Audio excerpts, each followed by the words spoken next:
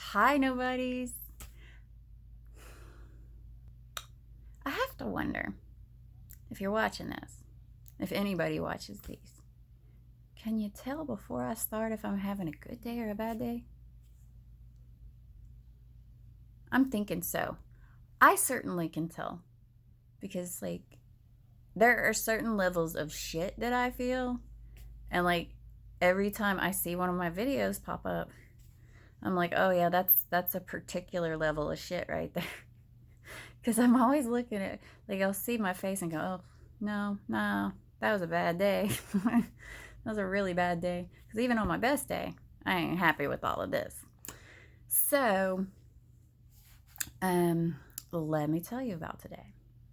Now, see, yesterday, I don't recall if I mentioned having to go to the post office and feeling like shit. I had an anxiety attack. Well, I'm pretty sure that after I made a video, I heard from my doctor. They said, go ahead and up your Cymbalta to, just double the pills. I said, okay, I'll double my pills. So I took one at like 4 o'clock. Couldn't sleep for shit last night. I mean, it was bad. But I didn't want to take a whole Xanax, so I took half of one, which left me at 6 o'clock. I was like, okay, I am done trying to sleep. I'm gonna sleep. And I mean, I do all this Buddhist meditation type of bullshit when I'm trying to sleep, okay? It's so hard to clear my mind. Um, and just think, so typically I'll think about my breathing and trying to be weightless. I don't want to feel the bed under me, the cover on top of me. I'll just kind of try to concentrate on just being air. And at the same time, I'm breathing in and out, and I'm either having a mantra thing going on, saying breathe in the good, breathe out the bad, or I'm thinking of waves, because in your head you can hear so the exhale is the wave crashing, the inhale is it coming back, and then the exhale is it going back out. It works for me. It's one of the things. I also do band names in my head. It's a weird little game I play. So took something at 6 o'clock this morning. Still was up at 8. I'm not a morning person. The only good thing about being up that early is that nobody else is. So I went outside, listened to some tunes, read an email, wrote back, and just kind of sat out there drinking my soda, vaping, and listening to music, and just kind of looking around. And I think I saw a painted bunting. I had seen the indigos earlier this summer, but a painted bunting, I rarely see one. I've only seen one once before, and I think I saw one today, but it was just a quick drop down and gone. So I came in the house, made my bed. That also tells you how good my mental health is going. If my bed is made, I'm having a pretty good day. If it's not, I'm like, fuck it. That's how a lot of things go. Fuck it. So, um, made the bed, and then I was sitting here and I looked at my email and I was like, oh, what's coming in the mail? And I hit the thing and I was like, oh my God, it's a letter from my friend George. So, ran outside. It still wasn't 10 o'clock yet, and I'm like, I hope the mail's come, because I was out there in a dress, which is really, really weird for me. I rarely wear dresses. But there was a good reason for me to wear a dress yesterday, or when I went to bed. So I ran out there hoping that the mail had come, because I really hate making a second trip. I'm lazy like that. And plus, it's kind of disappointing. You walked all the way out there. And he's like, I walked out there and there was nothing there yet. And I got to go check every 15 minutes now. So went out there. Letter was out there. And it was my friend George writing me. And I was so happy. And then, so I wrote him back. And then I was like, okay, I'm going to have to go to the post office. And I also have to get my Cymbalta refilled because if I'm going to be taking 2 a day, I need to get it refilled because I didn't have enough to get me till Monday. So I was like, I better go get that done. So I was like, telling my husband, I was like, I got a letter to mail and I need to go pick up my medicine. And he's always like, you got a letter to mail, it's like, and see, yesterday when he didn't know that I was writing letters to people. And I was like, so before I asked him to take me to the post office, I didn't even seal the letter. I was like, here, you can read it if you want. I'm not ashamed of anything I wrote in there. There's nothing I've got to worry about. And I wouldn't have been mad at him if he did read it. I was like, because I was like being on the up and up, that, hey, go ahead, read it, but he chose not to. But I wouldn't have been offended if he would have read it. Because see, me, I probably would have read it, but I'm nosy. And plus, I would probably edit it for him and say, well, dude, you spelled this word wrong. Because I'm like that. I would say, you spelled this word wrong. You used the wrong you used the wrong there, And I mean, it's not that he's stupid or anything. He just doesn't, he's not a big speller.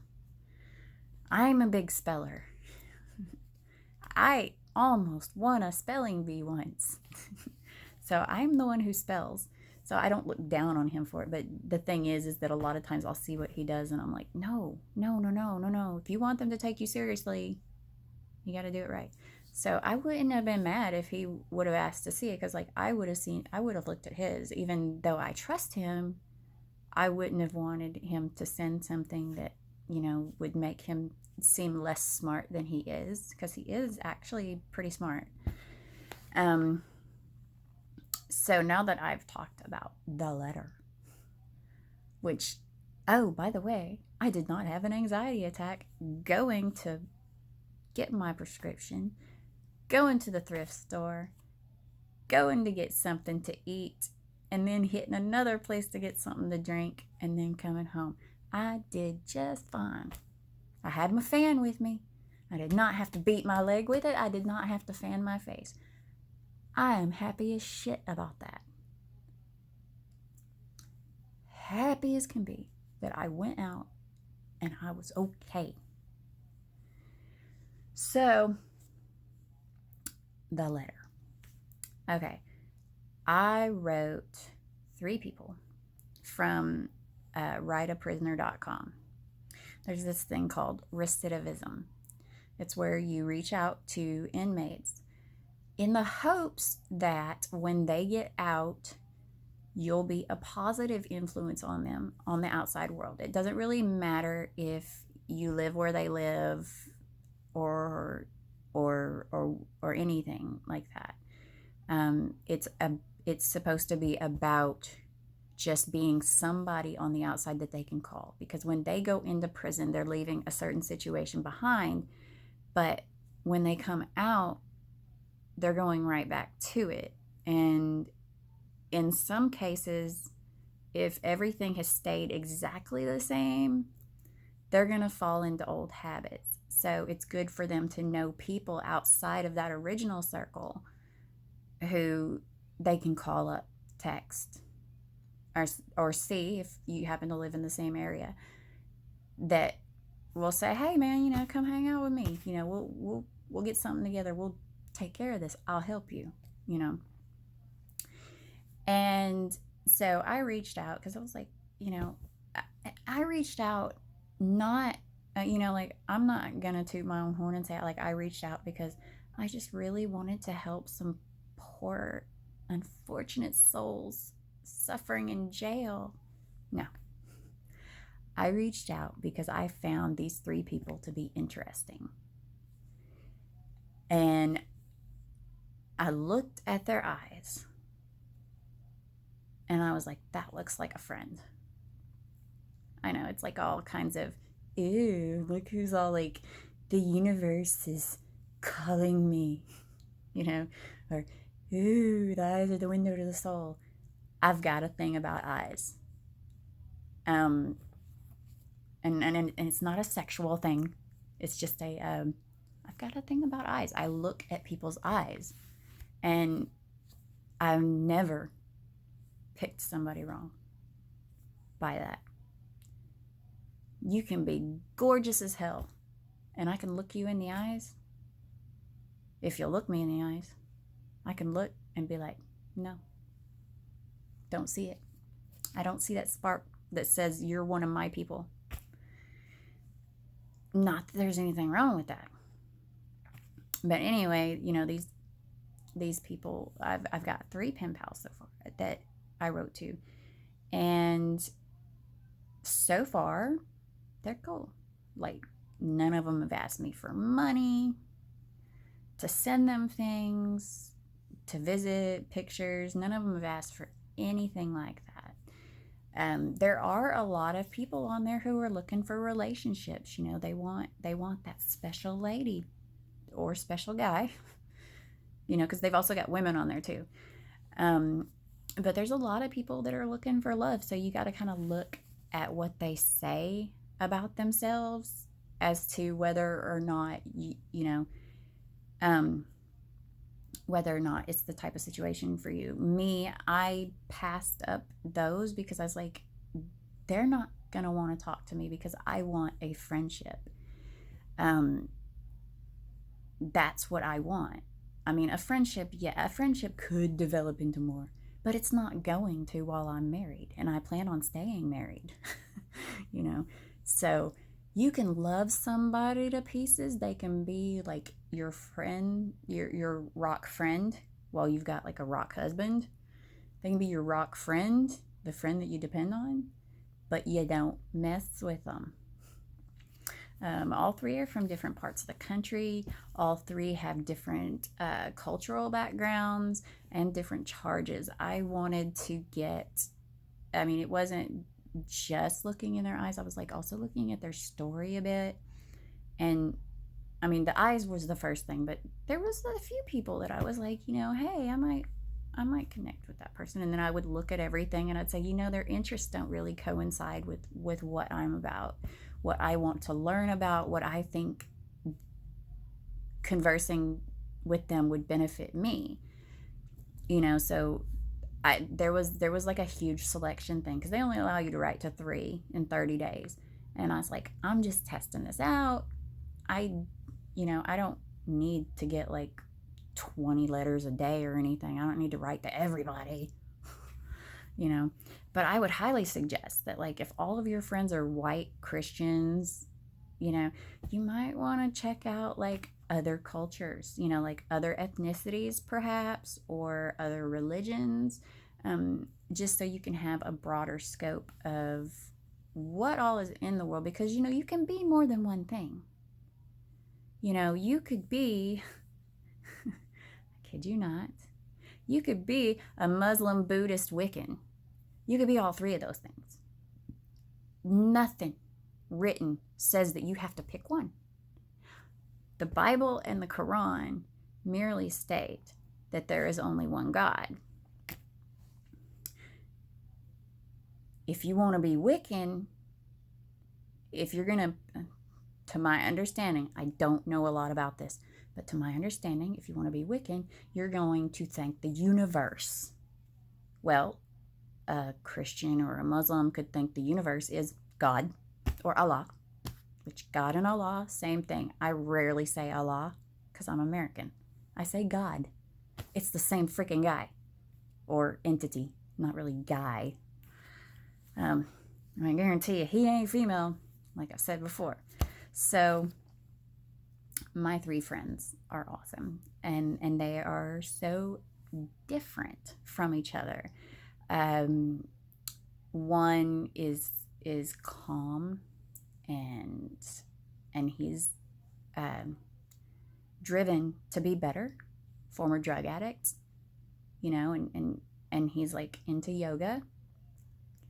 And I was like, hey, I could probably benefit from somebody who knows how to get at a peaceful place. It's like, cool.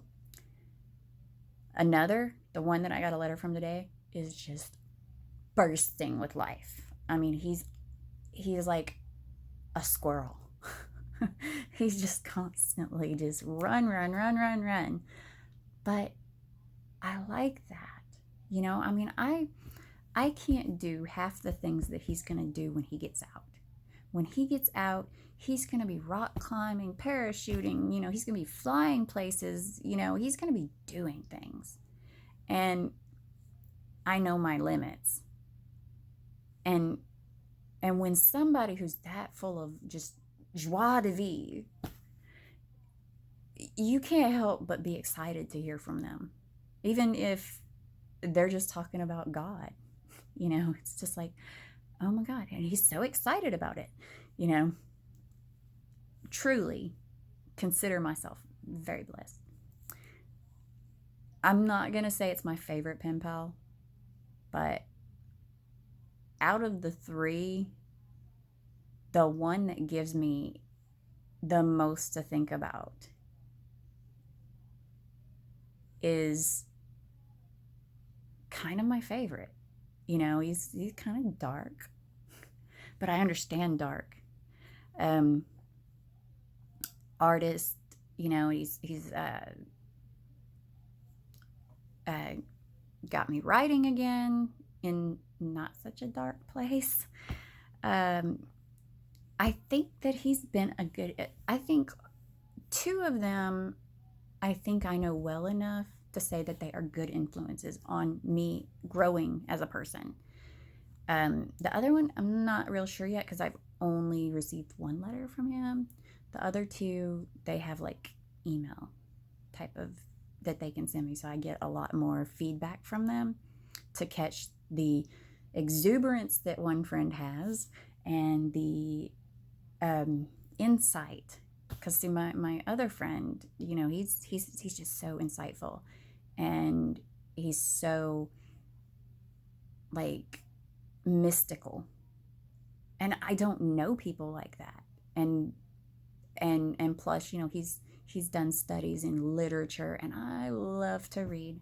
I love reading. I am like so 100% into that kind of stuff. So he'll tell me about books, and he'll tell me about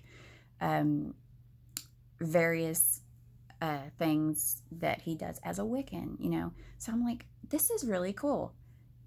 Every letter I get from him, I'm just like really reading it and going, okay, I've got to absorb all this.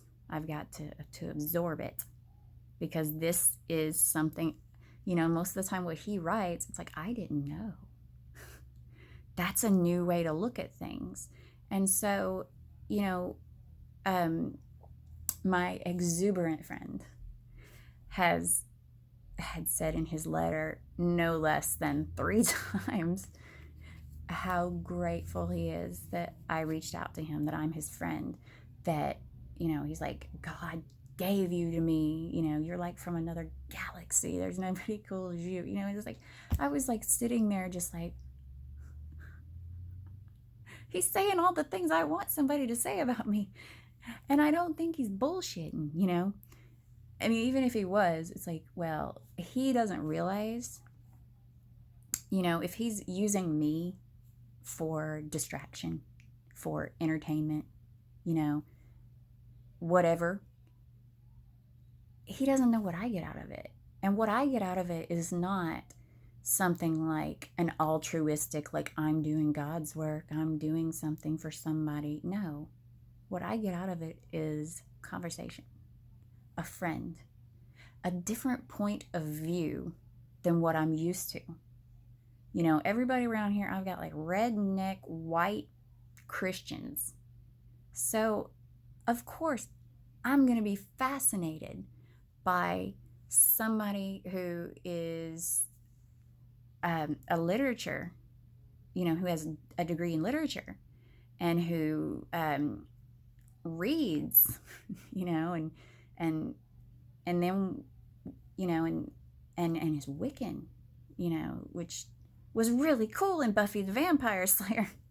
but I've never met a Wiccan before. So I was like, I really owe it to myself to see what I can gain from that relationship, because the thing is they gain stuff, but I'm gaining too.